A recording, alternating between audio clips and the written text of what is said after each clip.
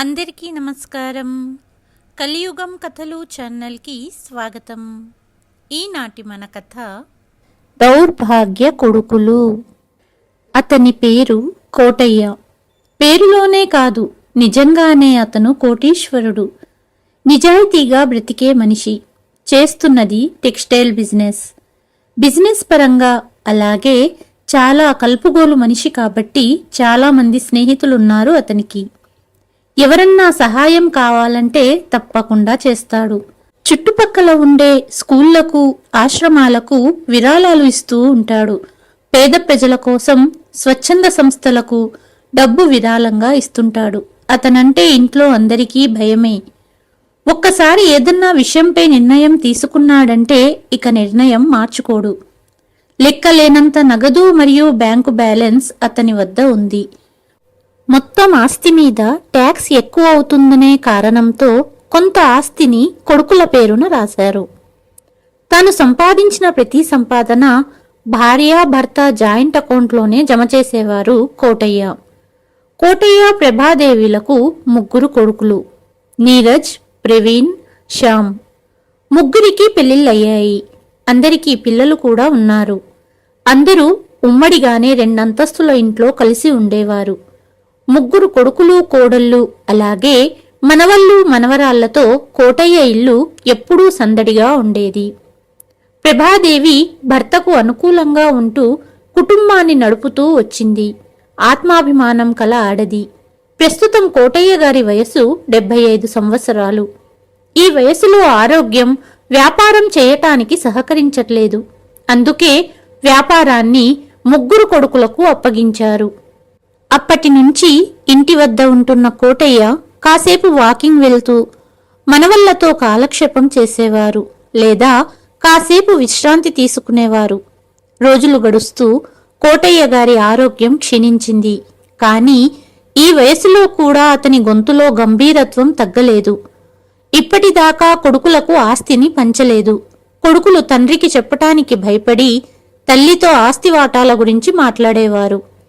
అంతేకాకుండా ఇంకా ఆస్తి తల్లి తండ్రి పేరునే ఉంది కాబట్టి కొడుకులు, కోడళ్ళు అణిగిమణిగి ఉండేవారు.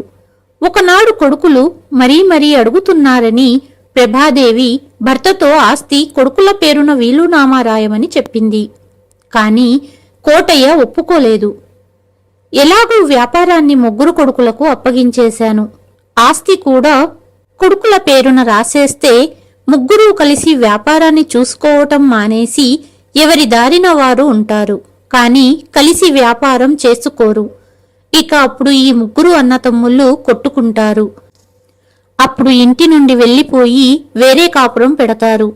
ఇన్ని రోజుల నుండి కలిసి ఉన్న కుటుంబం విడిపోతుంది. అంతేకాకుండా ఇప్పుడు మనకు ఒకరి తోడు అవసరం. ఇద్దరిలో ఒకరమే మిగిలినా ఈ 3 కొడుకులు చూస్తారని నమ్మకం లేదు. అందుకే ఆస్తి మన పేరునే ఉండనివ్వు. అయినా ఆస్తి ఇద్దరి పేరున ఉంది కాబట్టి చివరి దశలో మన ఇద్దరిలో ఎవరు మిగిలి ఉంటామో వారే వీలునామా రాయటం కరెక్టు ప్రభావతి. ఇవన్నీ ఆలోచించి ఆస్తికి సంబంధించి వీలునామా గురించి ఎటువంటి నిర్ణయం తీసుకోలేదు అన్నారు కోటయ్య గారు. మీరు చెప్పింది కరెక్టే అన్నది ప్రభావతి. పొరపాటున కొడుకులు ఎప్పుడన్నా వాటాల గురించి తండ్రి ఎదుట మాట్లాడినా కోటయ్య కోప్పడేవారు. తండ్రి కోపం ముందు ఎవ్వరూ నోరు తెరిచేవారు కాదు. కాని తండ్రి వెనకాల 3 కలిసి తండ్రిని తిట్టుకునేవారు. నాన్నా, పోయేటప్పుడు ఆస్తి తీసుకెళ్తాడా? బ్రతుకున్నప్పుడే వాటాలు వేసేస్తే మంచిది. మన అవసరాలకు వాడుకోవచ్చు, లేదా మనలో మనం కొట్టుకు చావాలి అనుకునేవారు.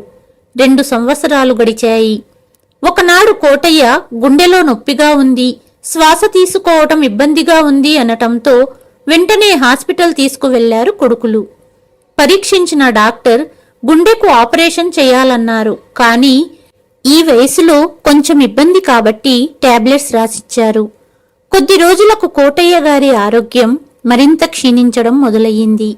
చాలాసార్లు డాక్టర్ వద్దకు తీసుకెళ్లారు కొడుకులు. కానీ వయసు కారణంగా ఆరోగ్యం మెరుగుపడలేదు.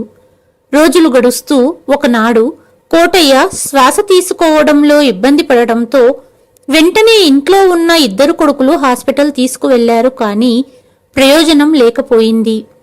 కోటయ్య గారు రాత్రి 9 గంటలకు మరణించారు. భర్త మరణ వార్త విని భార్య ప్రభాదేవి తట్టుకోలేకపోయింది. కాని 6 నెలలుగా తండ్రి మరణవార్త కోసం ఎదురు చూస్తున్న కొడుకులు కోడళ్ళు త్వరలోనే ఆస్తి తమకు దక్కుతుందని సంతోషపడ్డారు. కపట ప్రేమను ఒలకబోస్తూ ఏడుస్తున్నారు. కాసేపటికి తండ్రి పార్థివ దేహాన్ని ఇంటికి తీసుకొచ్చారు. భర్తను చూసి ప్రభాదేవి బోరున విలిపించింది. బంధువులందరికీ కబురు పెట్టారు. ఇద్దరు కొడుకులు నీరజ్ మరియు ప్రవీణ్ ఇంట్లోనే ఉన్నారు, కానీ 3వ కొడుకు శ్యామ్ వ్యాపార పనుల నిమిత్తం వేరే ఊరికి వెళ్ళాడు. ఇద్దరు అన్నయ్యలు శ్యామ్కు ఫోన్ చేసి విషయం చెప్పారు. నేను వచ్చాకే అంతిమ సంస్కారాలు చేయమన్నాడు శ్యామ్. మరుసటి ఉదయం 10 గంటలకంతా ఇంటికి చేరుకున్నాడు శ్యామ్. అప్పటికే తండ్రి మృతదేహం వద్ద కన్నీరు కారుస్తూ తండ్రిపై ప్రేమ ఉన్నట్టు బంధువుల ముందు యాక్టింగ్ చేస్తున్నారు కొడుకులు కోడళ్ళు. అప్పుడే వచ్చిన తమ్ముడిని చూసి, శ్యామ్, నాన్నను చివరిసారి చూసుకో, మళ్ళీ నాన్నను చూడలేవు అంటూ వెక్కి వెక్కి ఏడుస్తున్నారు ఇద్దరు అన్నయ్యలు. అప్పుడే శ్యామ్ అన్నాడు, అన్నయ్య, నాన్నగారిని చూశాను, అలాగే నాకు రావలసిన ఆస్తి వివరాలు చెప్పండి అన్నాడు.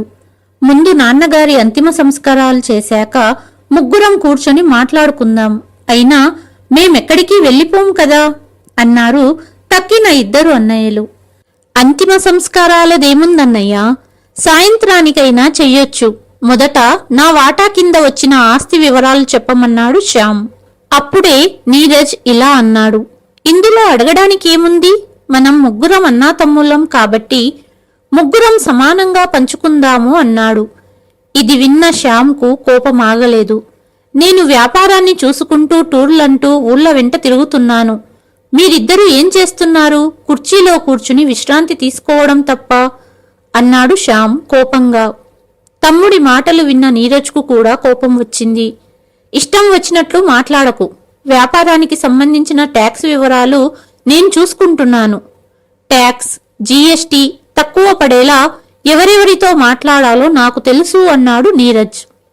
ఆఫీసర్లతో మాట్లాడి పనులు చెయ్యాలి కాబట్టి నా పని మరింత కష్టమైనది, నాకు ఎక్కువ శాతం ఆస్తి రావాలి అన్నాడు నీరజ్.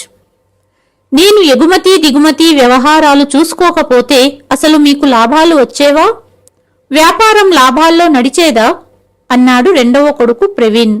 అందుకే ఆస్తిలో ఎక్కువ వాటా నాకే రావాలి అన్నాడు. ఇక ముగ్గురు ఆస్తి వాటాలు వేశాకే తండ్రి అంతిమ సంస్కారాలు చెయ్యాలని నిర్ణయించుకున్నారు. ప్రభాదేవి కన్నీటితో భర్త మృతదేహం వద్ద కూర్చుని ఉంది. అక్కను చూసిన ప్రభాదేవి తమ్ముడు ముగ్గురు కొడుకులతో ఇలా అన్నాడు, మీరు అసలు మనుషులేనా? ఒకవైపు తండ్రి మృతదేహం ఉంది, మీరేమో ఆస్తుల గురించి కొట్లాడుతున్నారు. ఈ గొడవ ఇప్పుడు ఆగేలా కనిపించట్లేదు, కానీ ఈ గొడవ వలన మీ అమ్మ ఎంత బాధపడుతుందో ఎవరైనా గమనించారా? అసలు మీ అమ్మ మీ నాన్న మరణించినప్పటి నుండి ఏమీ తినలేదు, తాగలేదు, ఎవ్వరితో మాట్లాడడం లేదు. ఒకసారి ఆవిడ ముఖం చూడండి, అసలు తల్లి ఏం కోరుకుంటుందో అడిగారా? ఈ సమయంలో తల్లిని కనిపెట్టుకుని ఉండాల్సింది పోయి కొట్లాడుతున్నారా అంటూ కోప్పడ్డాడు ప్రభాదేవి తమ్ముడు. మామయ్య, ఈ వ్యవహారంలో అమ్మని ఏమని అడుగుతాము? ఇక ఇప్పుడు అమ్మ మేమెలా చెబితే అలా వినాల్సిందే అన్నారు కొడుకులు. అంతిమ సంస్కారాలు రేపైనా చెయ్యొచ్చు, ముందు ఈ ఆస్తి వ్యవహారం తీరనివ్వండి అన్నాడు నీరజ్. కానీ బాబు నీరజ్, ముందు ఏ పని ముఖ్యమో అదే చెయ్యాలి, తరువాత హక్కుల కోసం పోట్లాడండి అన్నాడు ప్రభాదేవి తమ్ముడు.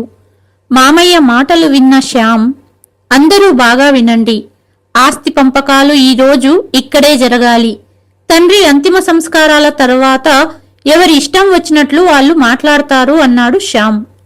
శ్యామ్ మాటల తర్వాత ముగ్గురి కొడుకుల మధ్య వాదన మరింత ఎక్కువయింది. అటు కోడళ్ళు కూడా గట్టిగట్టిగా వాదించుకుంటున్నారు. అప్పుడే ప్రభాదేవి లేచి గదిలోకి వెళ్ళింది. తమ్ముడిని లోపలికి పిలిచి కాసేపు మాట్లాడింది. ఇక ఇట్టు ముగ్గురు కొడుకులు కర్రలతో కొట్లాడ్డానికి కూడా తయారయ్యారు. ముగ్గురు కొడుకులు ఎవరికి వారు లాయర్లను పిలుచుకున్నారు. స్వర్గస్థులైన కోటయ్య గారి ఇల్లు కురుక్షేత్ర యుద్ధంలా తయారయ్యింది. తల్లి ఎక్కడుంది, ఏ పరిస్థితుల్లో ఉందో ఎవ్వరికీ పట్టట్లేదు. అంతలో అంతిమ సంస్కారాలకి లేట్ అవుతున్నందున వచ్చిన బంధువులు గుసగుసలాడడం మొదలుపెట్టారు. అలాగే సమయం సాయంత్రం అయ్యింది. అప్పుడే ఒక అంబులెన్స్ ఇంటి ముందుకొచ్చి ఆగింది. కొందరు అంబులెన్స్లో నుంచి దిగి ఇంటి లోపలికి వచ్చి కోటయ్య మృతదేహాన్ని తీసుకెళ్లబోయారు. అందరూ ఏం జరుగుతున్నదని చూస్తున్నారు. ఎవరు మీరంతా, నాన్నను ఎక్కడికి తీసుకెళ్తున్నారు అడిగాడు నీరజ్. అప్పుడే ప్రభాదేవి తమ్ముడు ఇంటి లోపలి నుండి బయటికి వచ్చి, ఎవరన్నా వీళ్లను ఆపడానికి ప్రయత్నించారో జాగ్రత్త.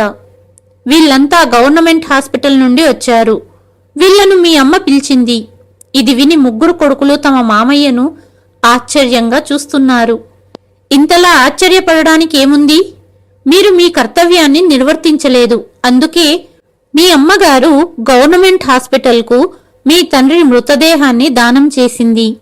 ఎందుకంటే మీలాంటి అసమర్థులైన కొడుకుల చేతులతో భర్త అంతిమ సంస్కారాలు చెయ్యకపోవడమే మేలు అనుకుంది.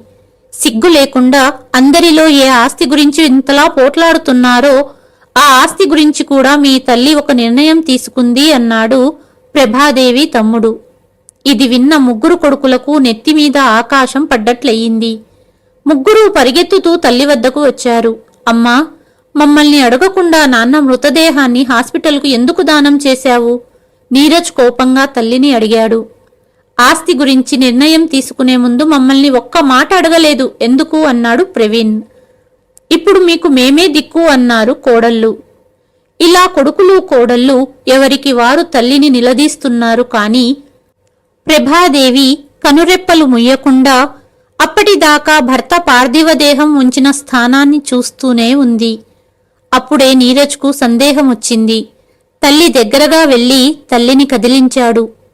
కుర్చీలో కూర్చున్న తల్లి కొడుకుపై వాలిపోయింది. ప్రభాదేవి కూడా ఈ దుర్మార్గులైన కొడుకులను వదిలి భర్తను చేరింది. విషయం అర్థమైన కొడుకులు కోడళ్ళు తల్లిని చూస్తూ నిలబడ్డారు. అప్పుడే శ్యామ్ చూపు తల్లి చేతిలోని కాగితంపై పడింది. వెంటనే శ్యామ్ తల్లి చేతి నుండి కాగితాన్ని తీసి చదవడం ప్రారంభించాడు.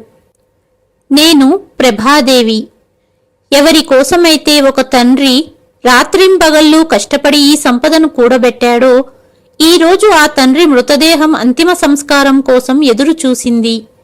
ఇంతకంటే సిగ్గుచేటు ఏముంటుంది? ఇలాంటి కొడుకులు అంతిమ సంస్కారాలు చెయ్యనందుకు మీ తండ్రి సంతోషపడి ఉంటారు. మీలాంటి కొడుకుల చేతిలో అంతిమ సంస్కారాలకు బదులు ఈ శరీరం ఒకరికి ఉపయోగపడితే బాగుంటుంది. కాబట్టి మా ఇద్దరి శరీరాలను గవర్నమెంట్ హాస్పిటల్కు ఇవ్వమని కోరుతున్నాను. మీ నాన్న తరువాత ఈ ఆస్తి అంతటిపై నాకే హక్కు ఉంటుంది. అందుకే ఈ ఆస్తి అంతటినీ వృద్ధాశ్రమానికి, పేద విద్యార్థులకు అందేలా స్వచ్ఛంద సంస్థలకి రాస్తున్నాను. ఈ వ్యవహారాలన్నీ మీ మామయ్య చూసుకుంటాడు. తల్లి ఉత్తరాన్ని చదివిన శ్యామ్, అలాగే విన్న కొడుకులు కోడళ్ళు అందరూ తలలు పట్టుకుని కూర్చున్నారు. కాసేపటిలో ఒక అంబులెన్స్ వచ్చి ప్రభాదేవి మృతదేహాన్ని హాస్పిటల్కు తీసుకెళ్లారు. ప్రస్తుత సమాజంలో జరిగిన కొన్ని సన్నివేశాల ఆధారంగా ఈ కథను రాయడం జరిగింది. కథ అందరికీ నచ్చిందని భావిస్తున్నాను. కథ కనుక నచ్చినట్లయితే please like, share and subscribe to కలియుగం కథలు. మరి ఒక కథతో మళ్ళీ మీ ముందుకు వస్తాను. అంతవరకు సెలవు.